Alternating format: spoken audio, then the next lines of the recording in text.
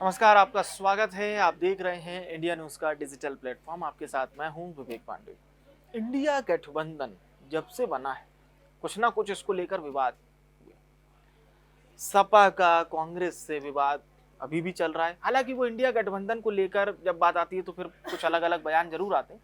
फिलहाल जो नाम हम आपको बता रहे हैं, मायावती, शुरू से इंडिया गठबंधन से इन्होंने दूरी बनाई, किसी तरह का कोई ऐसा बयान भी नहीं दिया और पक्ष में आने का तो सवाल ही नहीं उठता। इंडिपेंडेंट अकेले अकेले चुनाव लड़ने का मन ऐसा लग रहा है कि यूपी सहित अन्य राज्यों में भी बसपा ने बना लिया है। बसपा सुप्रीमो की ये जो दूरी है इंडिया गठबंधन से, क्या बसपा सुप्रीमो की दूरी सपा को और जो इंडिया गठबंधन में इस अलायंस में जो दल शामिल हैं, उत्तर प्रदेश खासतौर से सबसे बड़ा सूबा सियासत के लिहाज से और सीटों के भी लिहाज से, 80 लोकसभा क्षेत्र का कुनबा है ये राज्य अकेले 80 लोकसभा क्षेत्र हैं यहाँ पर।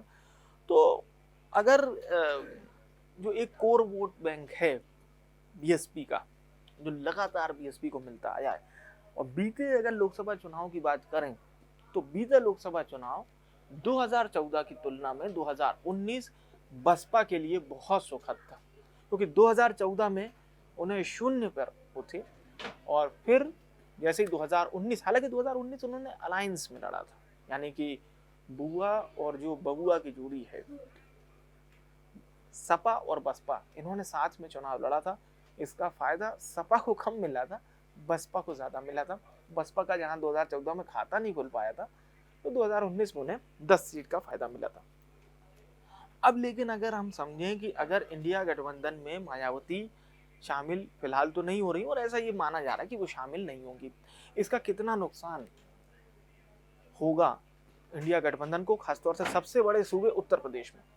क्योंकि सपा के वोट बैंक की अगर हम बात करें तो सपा फिलहाल घोसी उपचुनाव उन्होंने जीता था और जिससे पूरी तरह से लबरेज है सपा। पर कहीं ना कहीं अगर ये पॉलिटिकल पंडित बता रहे हैं कि जो बीएसपी का कोर वोट है, अगर वो डाइवर्ट होता है मान लीजिए, और बीएसपी का कोर वोट अगर बीजेपी को मिलता है, इसका पूरा फायदा, पहली बात तो बीजेपी को होगा ही होगा, और नुकसान किसे होगा, सपा को पूरा नुकसान होगा। और यही बीएसपी अगर इंडिया गठबंधन में शामिल हो जाती और उसके हिसाब से सीटों का बंटवारा होता तो बीजेपी के लिए बहुत बड़ी चुनौती होती।